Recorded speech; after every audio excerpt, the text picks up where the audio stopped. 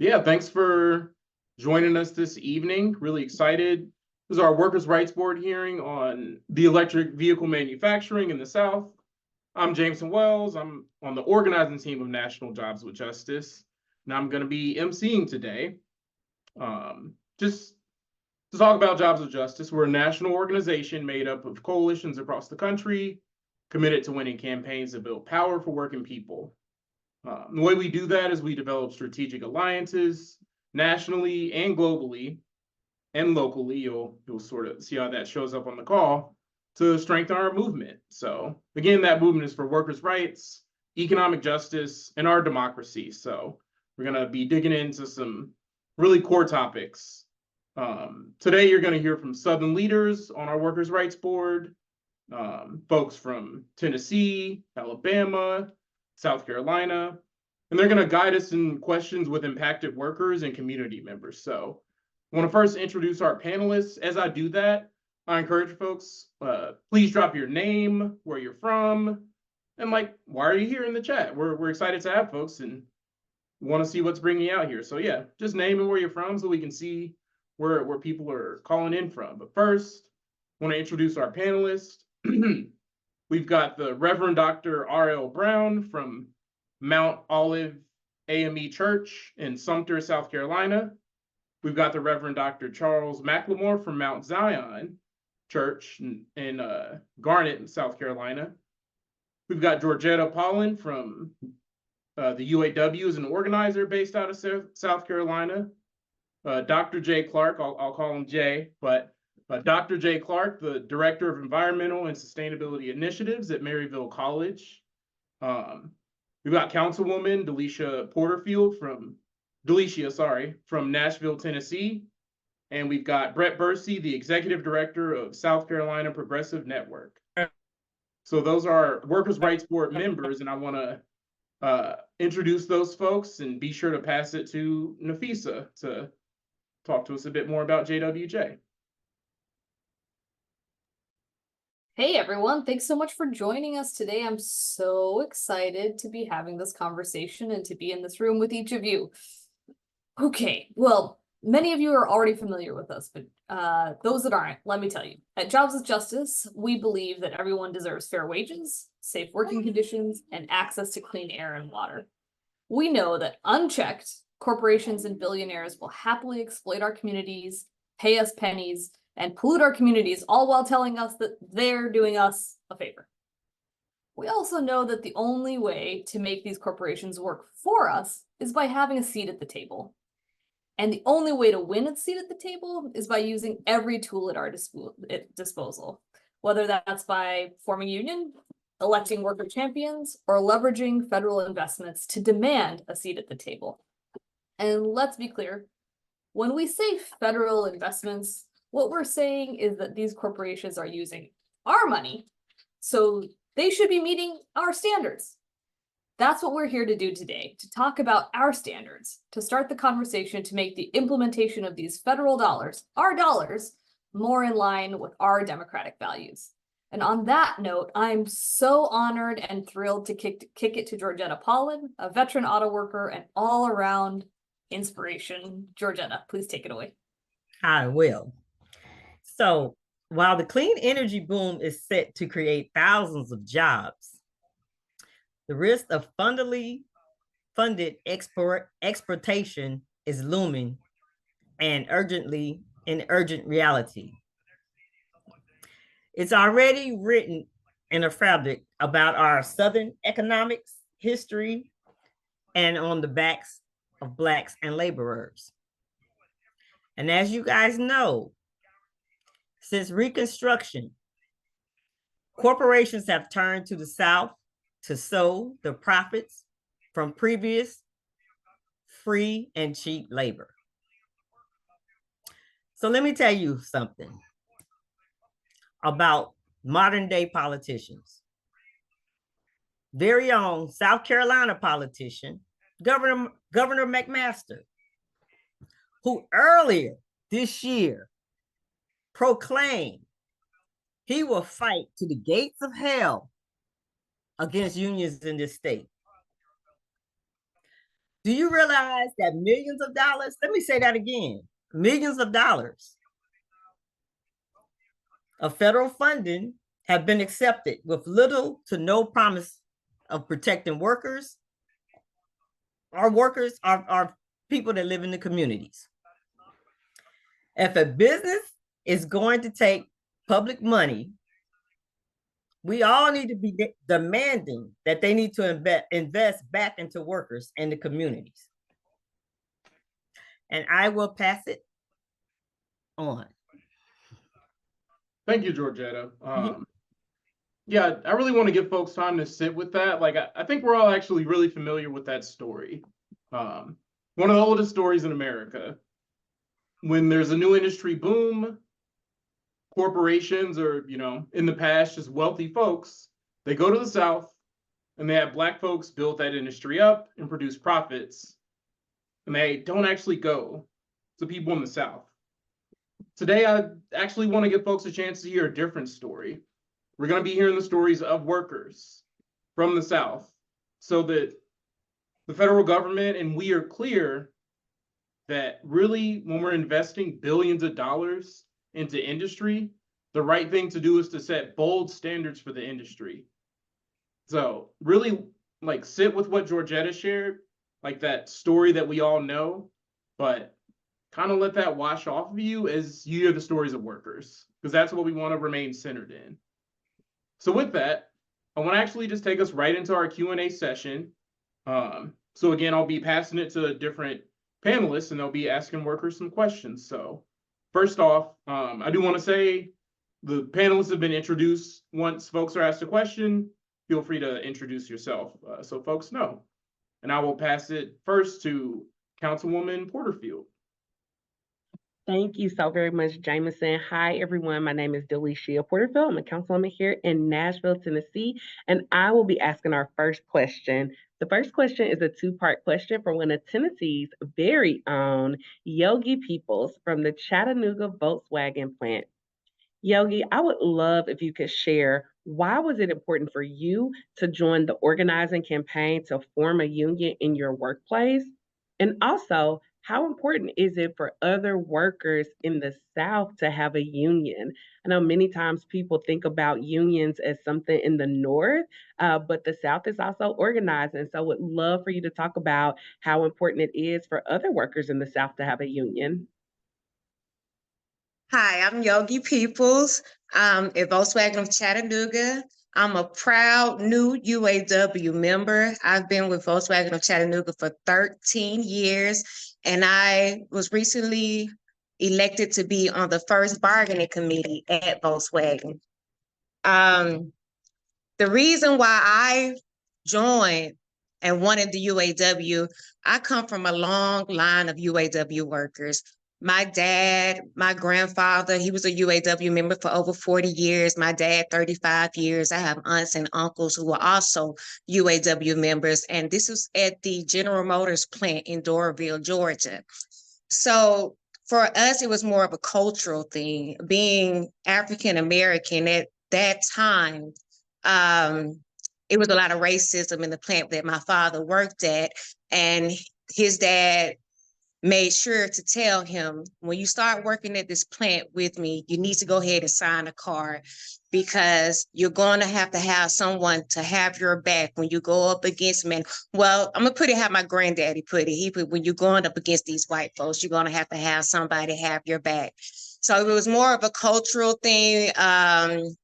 It was a lot of racism at that time, so they felt secure knowing that they had a UAW representative with them whenever they had to go against HR, their supervisor, or management. If they had any issues, they felt as though they were being heard, and they were not being heard if they had to go by themselves.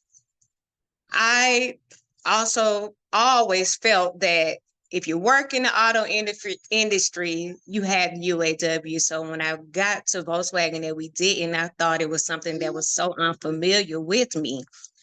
I personally felt as though we needed the UAW at my plant because we had a lot of safety issues. It was a lot of employees that were getting injured due to processes that were injuring the employees. And when we voiced our opinion about the issues, you had somebody with all these degrees come out with their laptop, watch you do the process, and tell you they'll get back with you, but nothing's ever done.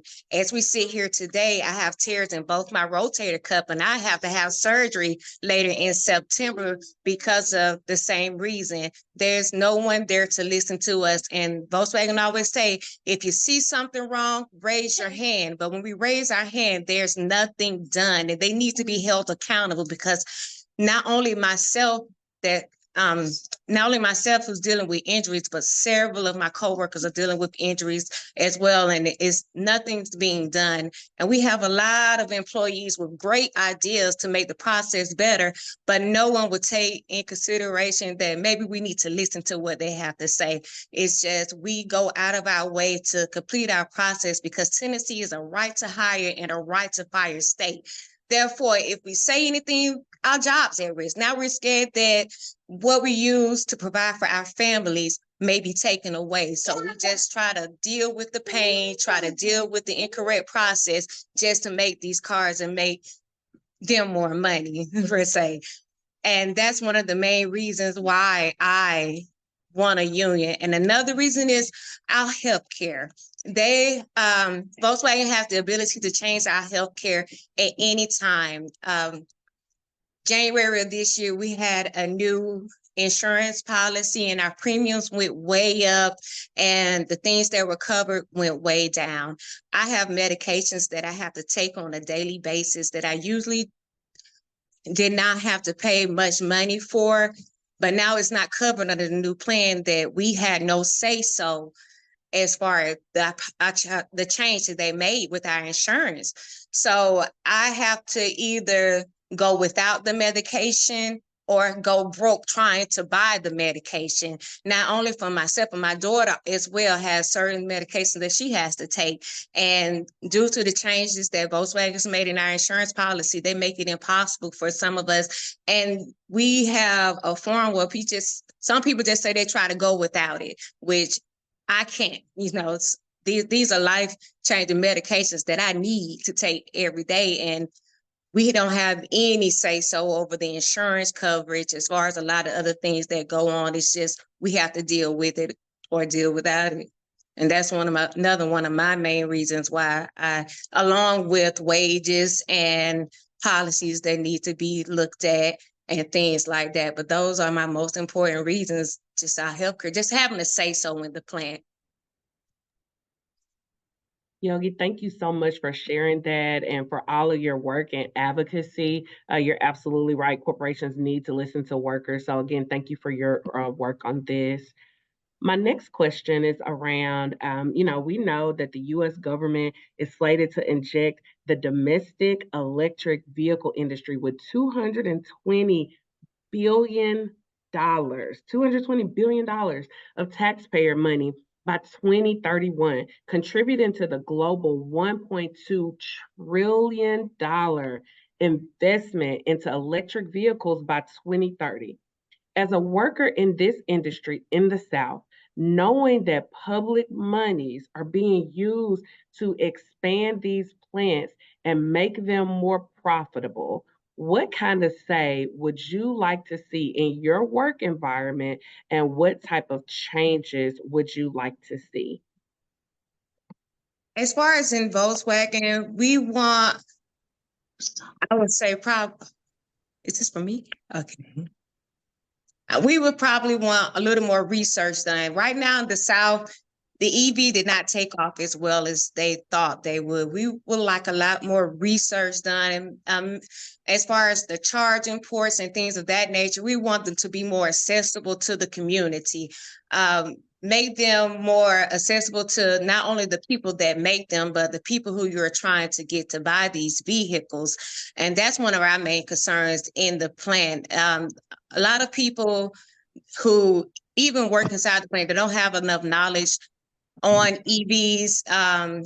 They're still with the combustible engines and things like that. So we would like for them to take that, educate more people inside of the plant so they can spread the word and get it out there as far as the benefits of EV and things like that, and why is it necessary for these changes to be made within the industry by going to EV and things of that nature. Because right now we know we just building them. A lot of people don't really care for them, but this is our job. So this is what we're doing. And this is the way that the world is going. So just educate us inside of the plant so we'll be more just acceptable to the changes of the world. Thank you, Yogi. I really appreciate it. I also want to pass that question to Robert Lett, who's with us from Alabama. Robert, can you weigh in on that and just share with us, as a worker in this industry in the South, and since you know that public money is being used to expand these plants and make them more profitable, what would you like to see in your work environment and what type of changes should there be? Well, thanks for the question. I'm Rob Blatt from Birmingham, Alabama, and essentially, what I'd like to see is just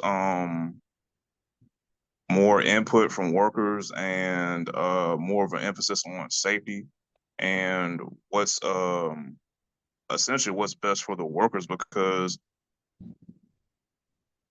when companies get this kind of money, they're essentially expected to, to reinvest in the community itself and not simply just, try to pad their profits, so to speak. They're supposed to try to reinvest to the company so that the product that's put out is essentially helping move the technology forward.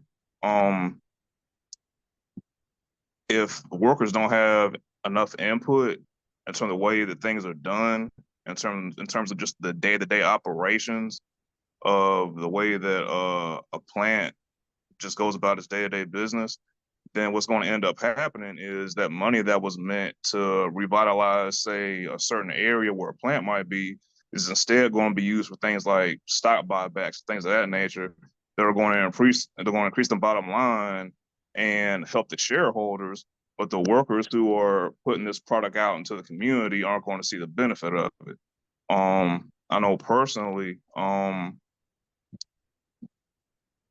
my workplace, we had a lot of issues with the people being temps for years on end. I was a temp for almost 5 years, and when a company like mine gets a lot of public money to quote unquote, invest in the workplace and try to, move the industry forward with something like EVs, the idea is you're going to not just invest in, say, getting robots and all things needed to make EVs, but also invest in your workforce, because you need the best workforce possible to put the best product out there. And we had a lot of issues, especially around COVID, dealing with turnover issues, just because we had temps that were laid off, and when the company realized that there was still going to be the same amount of demand, that there wasn't going to be a drop off because of lockdown, they didn't call those temps back. What ended up happening was they took that workforce that was left and essentially wanted the same production out of 2/3 of those people. So things like that, just from a safety standpoint, ended up being a very big issue, because we went from working 8-hour shifts, roughly 5, sometimes 6 days a week, maybe a Saturday every month or every other month, to working 6-day shifts, 6 days a week shifts for 12 hours a day. And we will rotate between day shift and night shift. So you had people dealing with fatigue constantly. You had people dealing with just issues, how are their kids gonna get to school, things of that nature. I think the biggest thing that came out of that was that helped lay the foundation for the union drive we ended up having a few months ago, because people realized that, without any kind of representation, any kind of change can be made without a contract. And I know essentially that the company has made certain improvements in the past few months as a response to that, and have made a lot of promises to people to try to keep a union out. But until there's a contract in place, whatever changes, whatever improvements they've made are always going to be at the whim of the company itself, because they feel that, say, 4 or 5 years from now, that it's going to be better for the bottom line to take back some of the, say, some of the raises they've given us, or to hollow out our health insurance, which already isn't the best right now as it is. There's nothing to stop them because we don't have a contract. And I think when you're getting public money, the idea is you're trying to use that money to move forward, not simply line your own pockets. Because if you're not investing in a workforce that's invested in staying there long term, then there's not going to be any extra money going into local businesses. There's not going to be any extra money going to, say, pay property taxes. Essentially, the money that could have raised the tide to lift all boats in the local area isn't going to be there. So it doesn't just affect the people working at that plant, it affects the entire community as a whole. And that's really the biggest reason why workers should have more input when it comes to things like, the kind of money that gets invested with these companies from a government level. Absolutely. And Robert, thank you so much for just sharing your story. And, it's heartbreaking to hear because when corporations make these types of decisions, especially when they're not being fair with their scheduling, like that's no quality of life for people. So I really hate to hear that you all are going through that. I know we're having some similar things here in Tennessee. I mean, as Yogi shared earlier, we are a right to hire, right to fire state.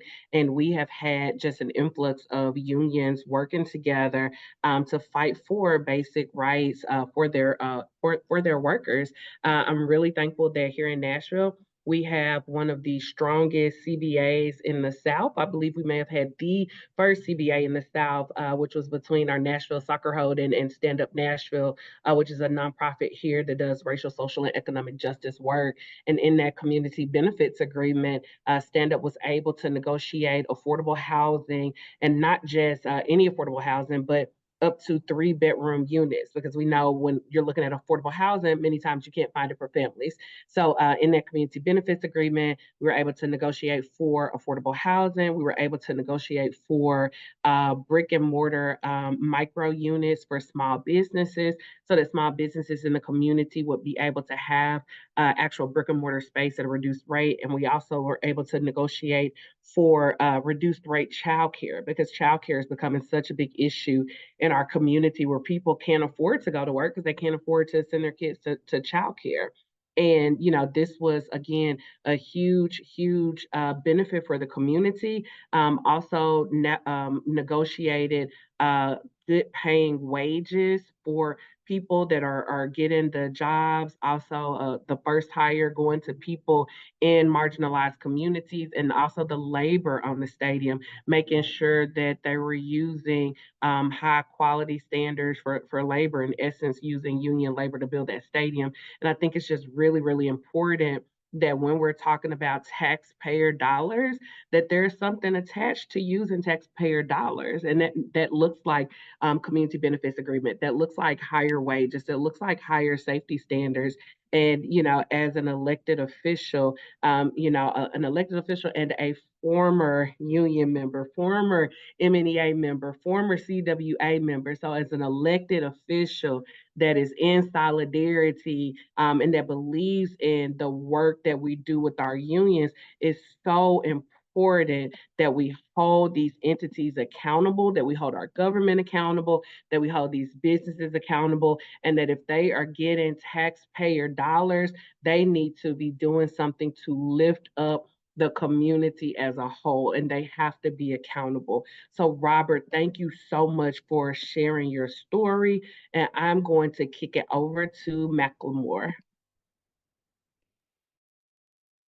Sorry about, yeah, I'll step in really quick and I really want to call attention to the fact that we just have folks from different states, different walks of life, and like just how common the issues already are. I really want folks to recognize that as we go through the call. I'm actually going to go ahead and take us into our next question. So thanks so far to folks for sharing their stories. I have a question for you, Lakendra. So just diving into workplace safety, it's of course like so deeply important. I've heard from you. So I wanted to ask if you could share your experience about what it's like to work somewhere without any significant or real enforceable safety standards. And then the second piece is, if you could talk about how would your life look if your employer actually cared about your well-being. So yeah, want to kick it to you, Lakendra.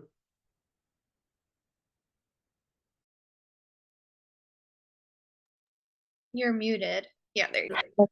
Thank Can you hear? Yep, we can hear you now. Awesome. Hi, I'm Lakendra Rainey. I work for Freightliner Custom Chassis in the auto industry, and I work in the South. So with the safety, we have safety spills, and we trips over tie bands and everything. And we go to our head safety persons and tell them, our issues or what we have going on. When you're working on chassis, tying things down, and you slipping up on spills, everything is basically going to the company for as we're working on this, we're working on that, or whatever. So we never get any answer. It goes back to what Yogi was saying. It's basically the same thing on my end, on my issues or whatever. So, and then we have another little small issue for us, like seating on driving the chassis in as well. We driving up with a T seat. We had one incident that already occurred basically last month, and the guy is paralyzed now, so he don't have no way of making a well-being for his family because he's sitting on side of an X line, and it hits the brakes and it flips him over. So everything still's not in play with the seating, spilling, tie bands. We telling everybody, we going to meetings, we signing documents for this, signing documents for that. And it's just like no one is now hearing us.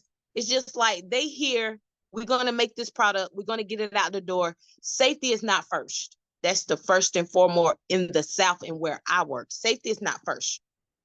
So we had another incident with my daughter.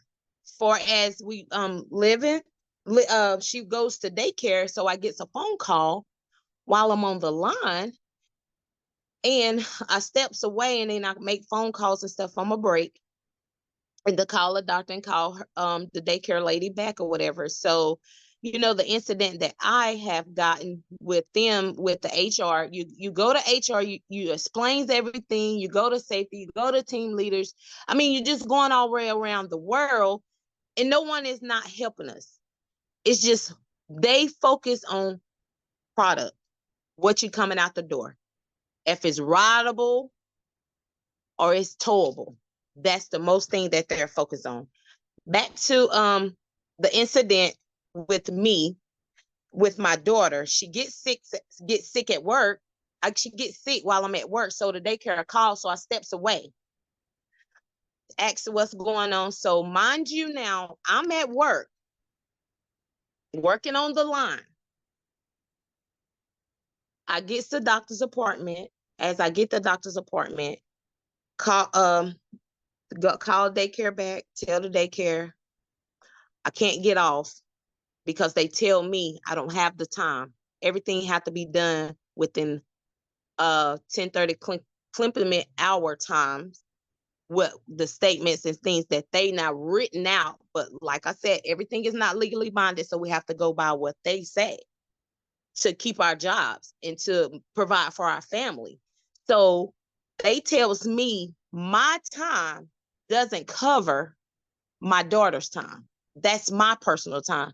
But I feel like this, if we're paying insurance for her, why is my time is not available for her?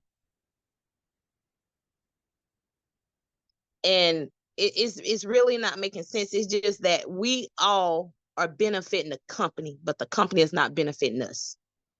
And it's not right. And that's just basically all that I basically have. And I just hope that whoever's listening to us when we working in this industry, and I hope everyone stand up for us, because we're giving you the best of our ability, giving you the best quality that we can give you. But at the first and foremost, safety is first and family is second at the same time. Because if we don't have a job, how we're going to provide for our family and do what we need to do for them?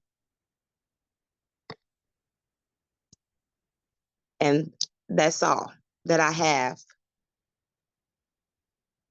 Thank you so much, Lakendra. That, yeah, story really resonates, especially the way you draw that connection that, you know, you as a worker cannot be separated from you as a mother. Like, we are not separate from our communities and our families because we go into work. So I do really want to appreciate you sharing that and making the call. Thank you so much. So moving us forward in the agenda, I want to kick it to the Reverend Dr. R.L. Brown to ask our next question.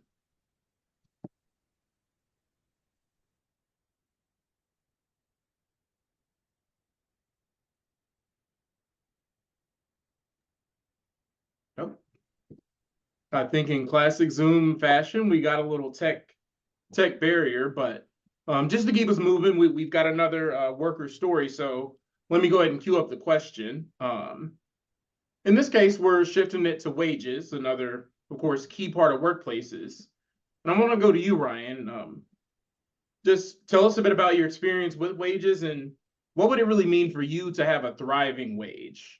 And I really want to like say that way, like it's the living wage is great, a wage to meet your needs, but like, what is it like to thrive?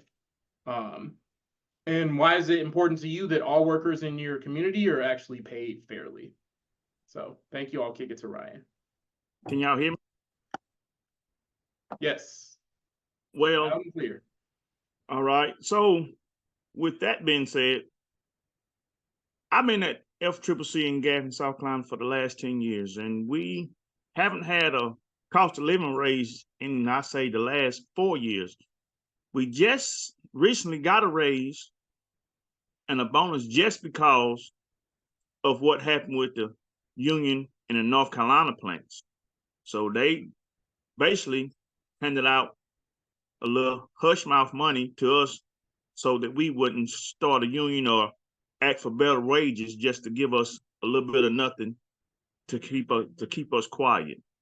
And so what was done with that was we received the $3,000 bonus, which they specifically said that is a one-time bonus. And with the raising, we're not go for sure that we go get a cost of living raise. And with prices of cost of living right now, if your one check can't cover your mortgage, you're in trouble. And with the wages that we have now and the prices of cost of living and groceries, gasoline, it is hard to survive. But I'm by myself. My children are grown, so it's not as hard on me as it would be on single parents. I done been a single parent before. I struggled to get through, but my children are grown now, so I know the struggle, but now it's worse now than what it was when I had my kids. And they don't really care about us at all. And a lot of like the EV stuff, all they doing now is bringing everything to South Carolina so they can put more money in their pockets and less money in our pockets and feed us the little small things that they would say peanuts for nothing. And if they don't do that, they would probably go to a third world country, but this is cheaper to come here than try to go to a third world country. So let's just pack everything up, all our EV stuff, and let's go to South Carolina where it's a work the right state. So we can hire and fire you if we want to. So you won't have to get a union. You can't get no binding contracts, and we can change rules and regulations as we want to and give you what you want, what we want you to have, and won't give you no more. And that's not right. Because I have people that's working where I work at now, been there 20 years. And they say they only making $7 more now than they was 20 years ago. That's not possible with the cost of living. It's been more than $7 the cost of living since 20 years ago. And then we wouldn't be where we at now without North Carolina doing what they doing, joining each other into a union. And by it being work the right state, they don't want us to have it, and they have everybody scared to try to do anything. Like the young lady said earlier, you fighting for your job just to try to get something to where we can have rights.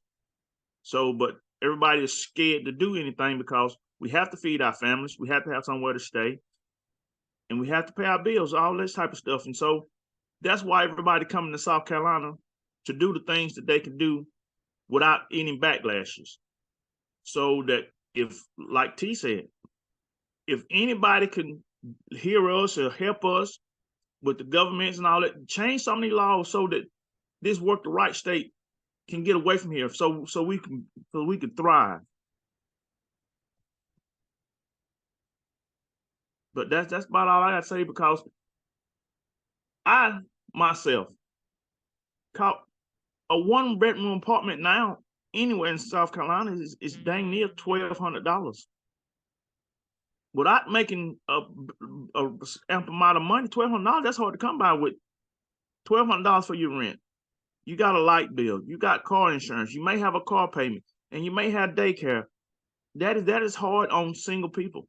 They making it harder with the cost of living. We're not up to speed with the cost of living. You may find, as I would say, a rat den, and it's still gonna cost you $800. But who want to stay in the rat den? Nobody. But it's forcing people just to stay there, just to survive. Having money just to pay bills, come home stressed out because you have no money to do nothing that you would like to do, nothing you couldn't enjoy. You just working to pay bills. That causes stress in the workplace. I would come in here and sell y'all 40 hours of my time or more every week. And when I get my little days off, I have no money to enjoy myself. That's stressful.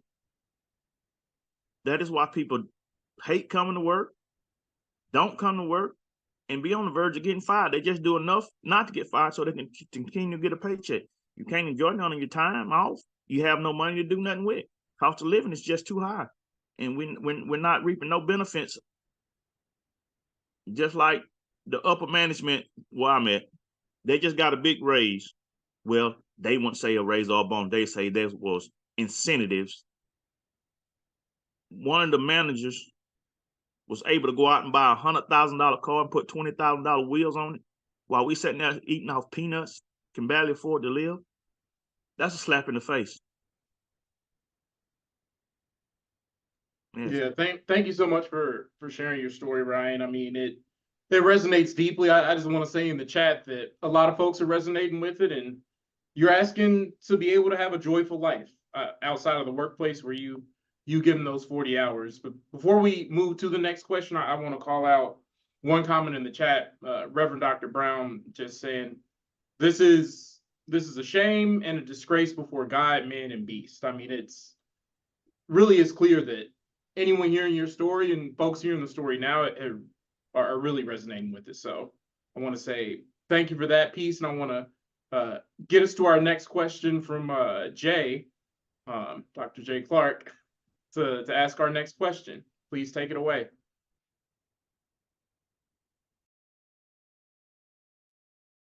Hang on. There we go. Sorry. My question is going to be for Becca, who is an organizer at TN for All. And the environmental impact of these large industrial plants, regardless of what kind of product they're producing, is truly a concern for a lot of reasons. And one of those being environmental. And when we talk about sustainability, it's not just an environmental issue. It's sustainability is about affordable housing and living wages and so forth. So when we think about the Blue Oval plant coming to West Tennessee, what are some of the major sustainability and environmental issues that you foresee for the local communities there?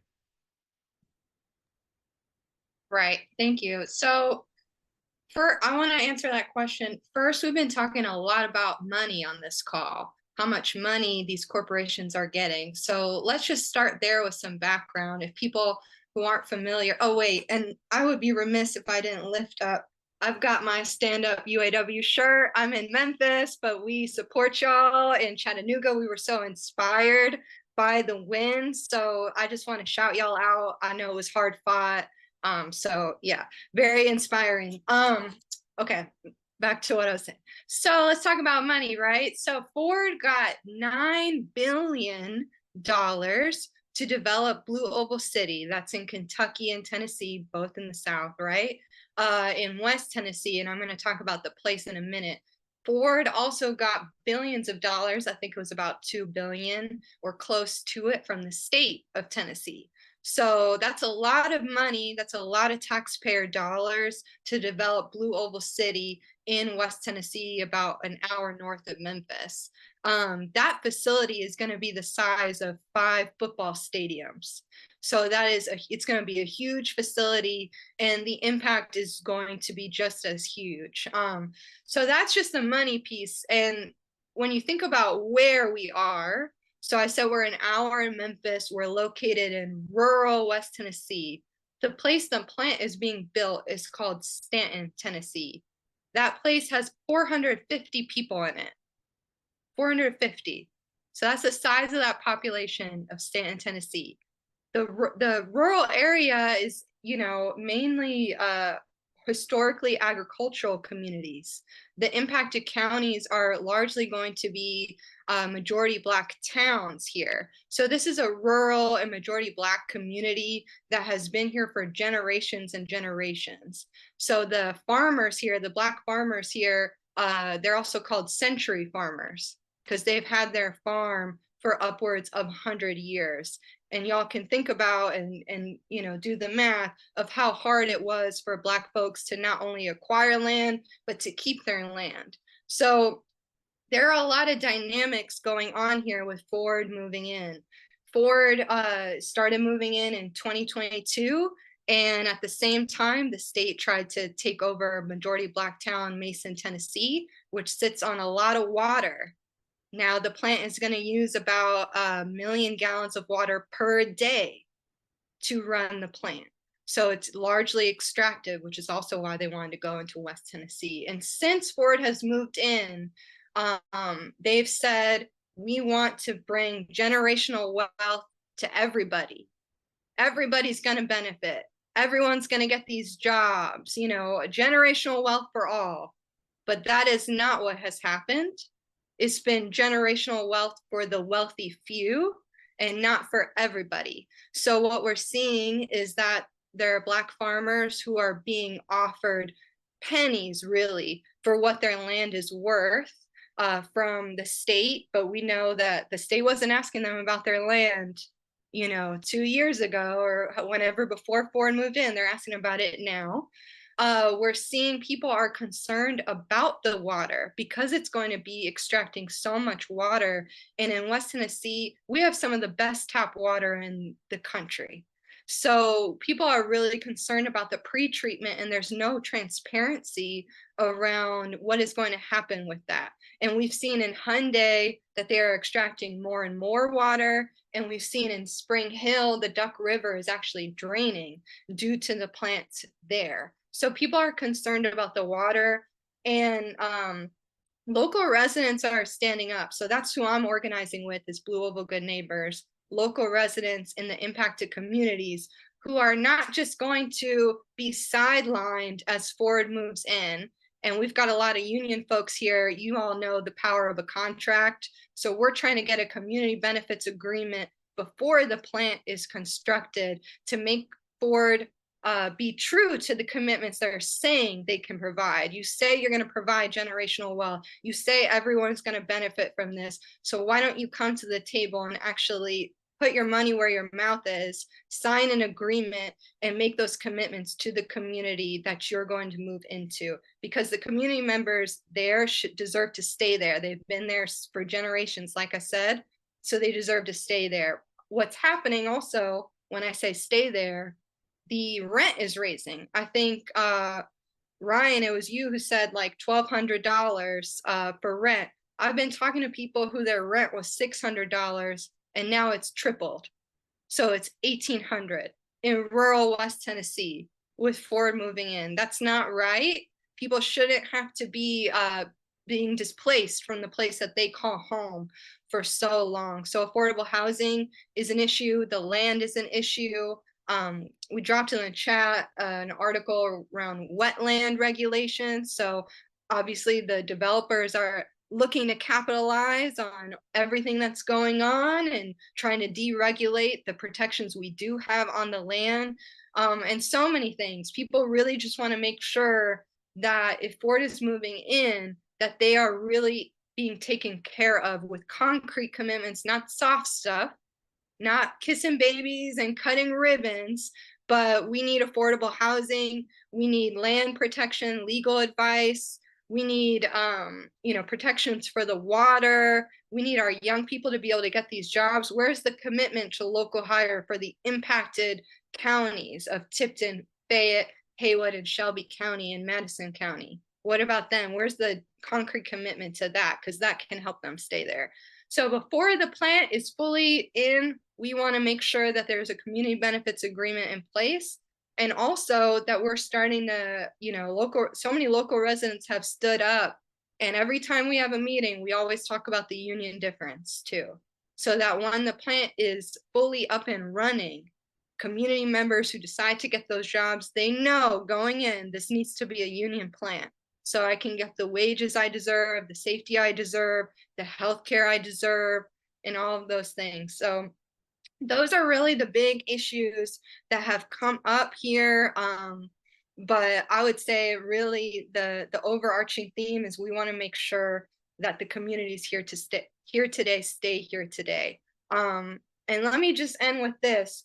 One thing that we've been looking in is Ford, instead of listening to the community who's called on them several times to come to the table to negotiate this community benefits agreement, we publicly called on them to come to the table on Juneteenth, and they did not respond. We've privately called on them, they didn't respond, but we publicly called on them to come to the table on Juneteenth, and they didn't respond. Instead, they say, well, we have this equity council that represents the community. So we're not going to listen to all the hundreds of people that want a community benefits agreement. That's different. We have our equity council that will decide what the impact, how we're going to offset the impact. We looked into the equity council and we looked into 4 people there. That's Senator Paige Wally, Representative Johnny Shaw, Fayette County Mayor Taylor, Skip Taylor, and also Tipton County Mayor Jeff Huffman. And we found a lot of interesting things. We found some ties to private prisons. We found one of the people on there redistricted their county to go from, it's a 27% Black county, only one majority Black district in terms of voting. So they redistricted that county. So some of these people, they do not stand for equity, they do not stand for community, and they certainly don't stand in for the hundreds of people that have been trying to make their voice heard. So we put in the chat, we've been putting on social media about this because we're trying to get Ford to come to the table and show them, listen to real community. And if you can share that, that is most appreciative. We want Ford to see it from Tennessee to Detroit. So we would really appreciate your support there. But I think that's all I have. And thank you all so much for having me on. Thank you so much, Becca. And yeah, I encourage folks to take a look at the chat at the links being shared. Yeah, I really appreciate, again, just want to call folks' attention to how tied together all these stories are.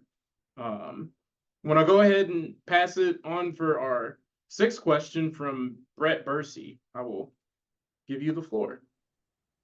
Thank you. Yeah, this question is for Dev from Alabama. And Dev, we need you to help us understand how the fight moves beyond where we work, beyond the workplace.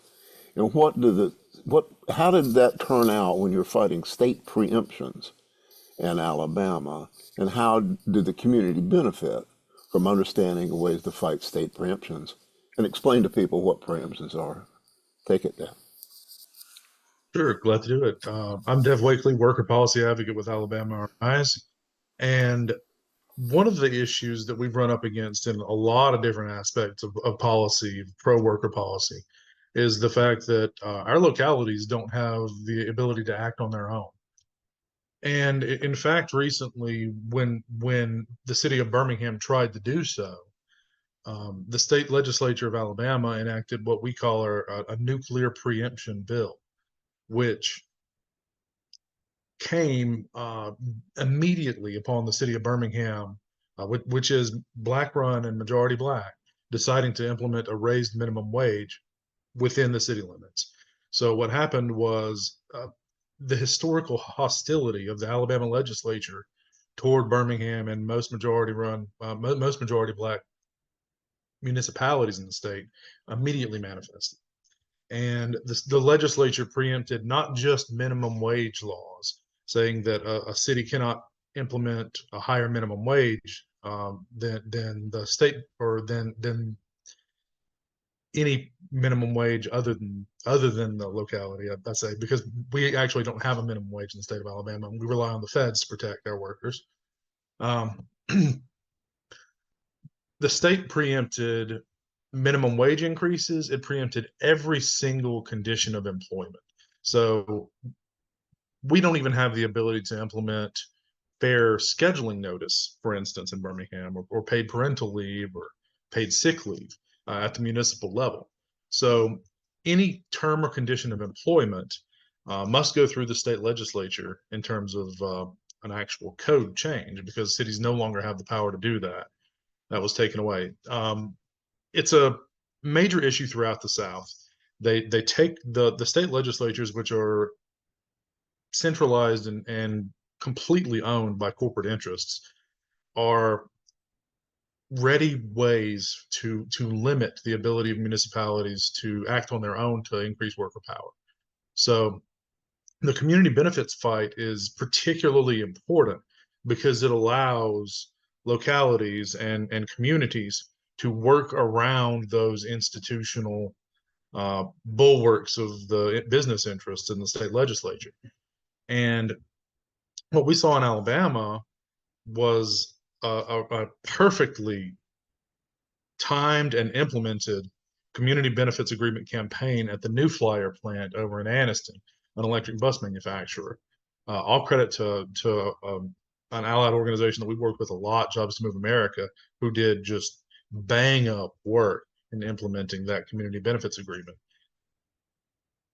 There are specific issues there that are micro-targeting of demographics for hiring and promotion, community access to the plant for power building and discussions with the workers. And most importantly, in terms of worker power building, card check neutrality agreement, which the New Flyer workers used to unionize in fairly short order and successfully with the IUE-CWA.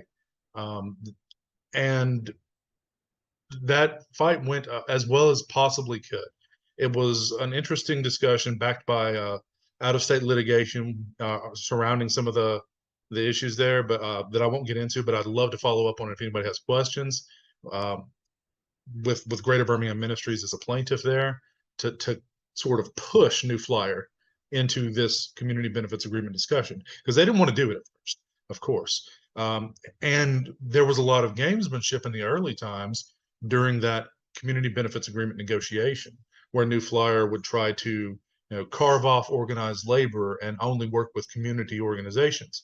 or alternatively to carve off community organizations and split them and schismatize from labor.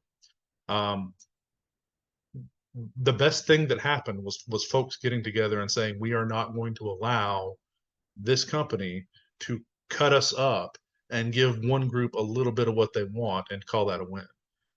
Because of the communication and solidarity and intentional community building that organizations engaged in leading into this process, everyone was able to hold fast and implement a really good, innovative, and beneficial CBA.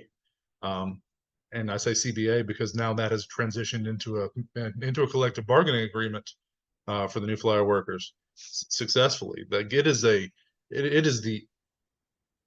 platonic ideal of exactly what you want to happen in a community benefits agreement fight. Because of that, though, the legislature has targeted voluntary recognition specifically because they saw how successful that was in the New Flyer campaign. They've targeted voluntary recognition as a method to remove tax incentives. They say if you write into your community benefits agreement that you're going to voluntarily recognize a union, and then you stick with it, we're going to pull your tax incentives. And let me tell you, the tax incentives in Alabama are huge for auto industry. We released a report, State of Working Alabama, on the job quality within the auto sector. Within just the automotive sector, within those particular NAICS, $1.6 billion in public money over the past roughly 20 years at this point has gone into the pockets of these companies with very few standards and no job quality standards, just job existence standards that are taken as the gospel truth without really any auditing at all of the figures that those companies bring. So those corporate puff pieces are taken as fact and then disseminated as official truth with a state of Alabama seal behind it. There's no real accountability at the state level. And the community benefits agreement process being used to force these companies to be accountable for actually benefiting the communities has resulted in the legislature doing the bidding of the companies again and trying to strip out those pathways toward worker power building. But if it hadn't been successful, they wouldn't be doing it, and they wouldn't be fighting the way they do, eliminating public input via hearings, shutting down participation, holding hearings in non-technology rooms at the State House so that people can't actually see what they're doing. Every dirty trick is coming out, and everything you can think of is coming out, and it's coming out because of the successful fights that we're seeing that are leveraging community and labor together. So it's a dirty fight right now with a lot of money and power behind it, but it's only a dirty fight because we've already won some. Thank you so much, Dev. I think that is a really good point we are closing our Q&A. I know, say it ain't so, but I think that point really stands out to me is the reason they are fighting back so much is because we are winning. So as folks hear these stories, a lot of it is heartbreaking, it's difficult, but these are the real lives people live, and the fact that folks join this call to share their stories and that so many folks were here to listen, like that in and of itself is proof that we are wielding power to change these conditions. Like what I heard from workers is y'all know what y'all need and y'all know the lives y'all are living. So with that, I want to pass it to some of our Workers' Rights Board members to close us out, reacting to these different worker stories and giving us your idea of what industry standards you think should be set. What are some of the core things that you would want to see in the industry? So first off, I want to pass it to you, Jay, to talk about your reaction to the stories and what you think we need. Well, thank you, Jameson, and I appreciate everybody participating tonight, and I certainly enjoyed hearing the stories, although it's painful to hear them at times as well. First of all, I from an environmental standpoint, and that's why I was asked to be here tonight, there are lots of reasons to be concerned about the Blue Oval project. It doesn't mean that it can't happen or you can't support it happening. It just means that there has to be a plan and a deliberate effort to protect the environment. You know, one of the big problems that people don't think about when we talk about industry is not so much the pollution in a lot of cases, but just the amount of water that they require. And many of you are probably familiar with some situations in Middle Tennessee with the Duck River. The Duck River is a natural heritage of our state here in Tennessee. It is one of the top 3 most biodiverse rivers in the entire world, and certainly the most biodiverse in North America. And that is something that we should be proud of and protect. And the reason that we still have that biodiversity there is because the water is clean. The air and the particulates that come out of that air and make contact with the ground and eventually get washed into the water, you know, aren't as much of concern if things are done properly. So there's all kinds of reasons from an environmental perspective to be concerned. But at the end of the day, it's about the community.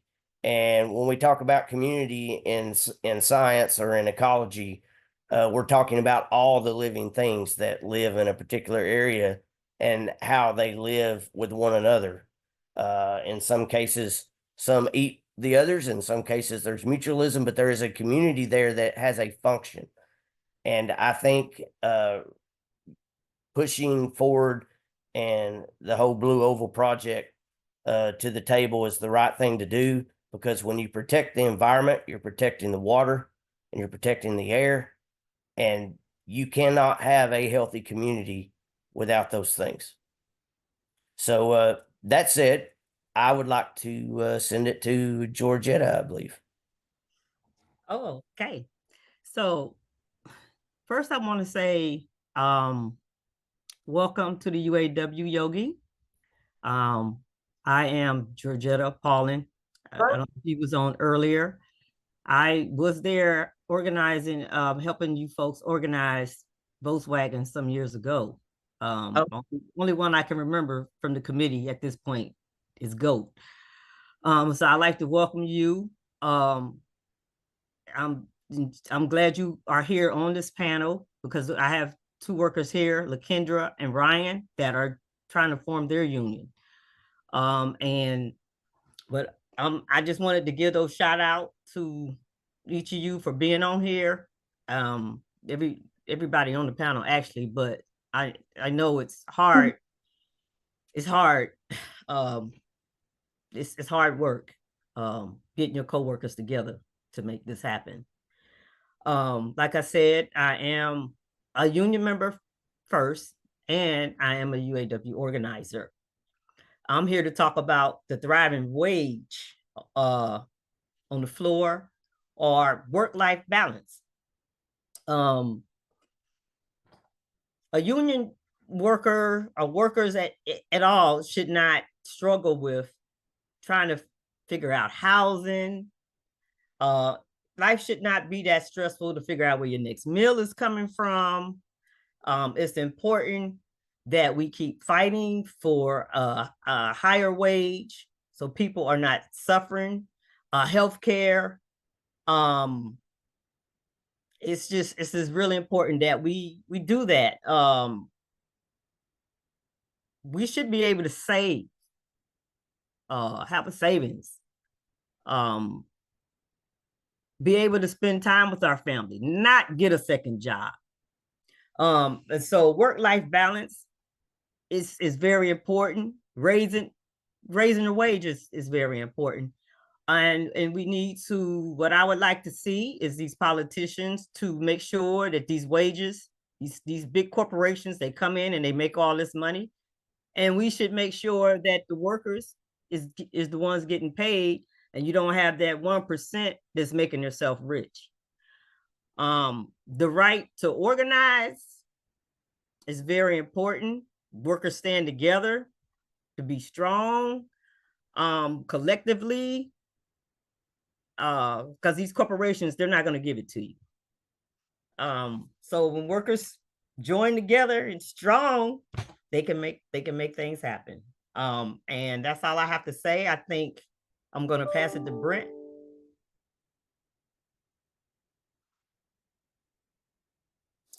Thank you, Georgette. Mm-hmm. I want to look firstly at differences and then commonalities in terms of us being able to understand our fight, because different states have different arrangements with OSHA. Some of the states, OSHA comes in and regulates private employees, and some states they just regulate public employees, and that so anyway, there's differences in the way OSHA comes to the states. But there's one of the commonalities that we face is how the states are all following the dictates of the corporations that we're talking about working for. And that we have a organizer training school here, and one of the kind of prime things we talk about is George Washington warning us against parties.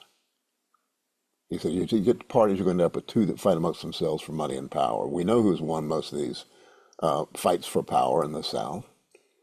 And then Thomas Jefferson comes along and he warns us against corporations. And he said, God forbid we not strangle the moneyed corporations in their infancy. They yet bid defiance against our elected governments. And so as up until the 1850s, corporations had a lifespan. If you had a corporation you're going to build something or do something, you had a time frame to do it.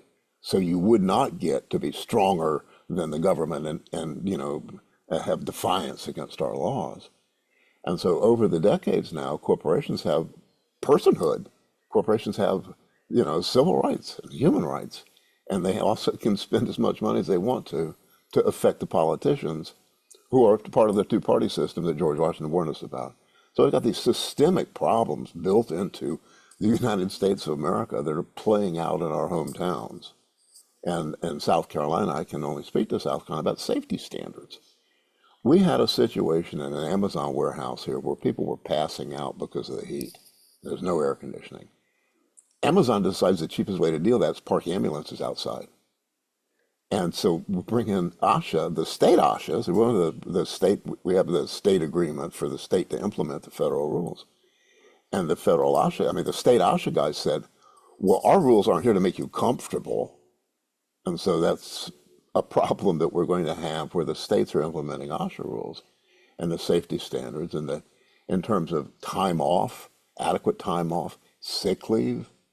I don't know what other states, but we fought that anti-minimum wage law that somebody spoke to earlier in 2002. And those laws, these preemptive laws, are coming into states and preventing, and the legislature's passed them, to prevent us from doing things we haven't even thought about doing sometimes.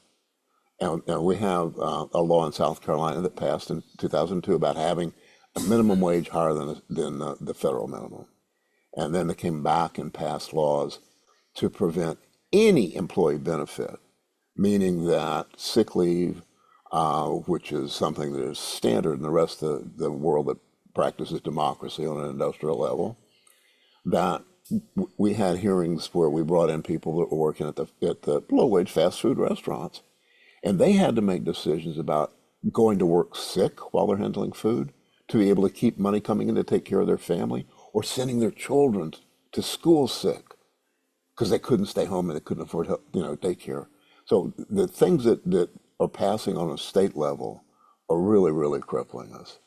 And the question of an equitable apprenticeship pipeline for training for these jobs. In South Carolina, I've talked to some of the people that are here to implement the electric vehicle plant here in Blythewood, and that the training is going through a state agency that's separate and preventing them from talking to other state agencies. So they're compartmentalizing it, and we know that that when the German corporation that owns Mercedes and Volkswagen, et cetera, they got $40 million for state training from the places they put plants in Tennessee and Alabama. In South Carolina, they're getting $20 million. And so there's all of these different moving pieces, but the ones we can affect mostly are or where we live, with our community organizing, understanding how we can put pressure on the state that is so willing to tell us to bend over. And so I'm gonna kick it back to Jameson to take us home. Thank you so much, Brett. Yeah, I really want to thank everyone for joining us. All the attendees, the folks who were here to hear workers' stories and hear their expertise. And that's all I want to give special appreciation to all of our panelists. So show your love in the chat, the emoji reactions, because it's not easy to come up here and share analysis and share your story with folks. And like, again, this is how we tell a new story for the South. We know what the story has been. Frankly, we know what it is today still. This is how we can and how we're actually going to ensure that these demands are met, that we have environmental impacts on host communities considered, that we have a thriving wage floor and the right to organize, that we've got safety standards, and folks have adequate time to rest, to spend time with their families, and that we're actually equitable in hiring and training. So we're going to do this. I really appreciate folks for sharing their stories. I want to give a special shout out to, there's some folks in Spartanburg, South Carolina from the JWJ Solidarity Hub who had an in-person watch party tonight. But yeah, just applause and all the love for all of our panelists who shared your stories today. And thank you so much and good night, everyone.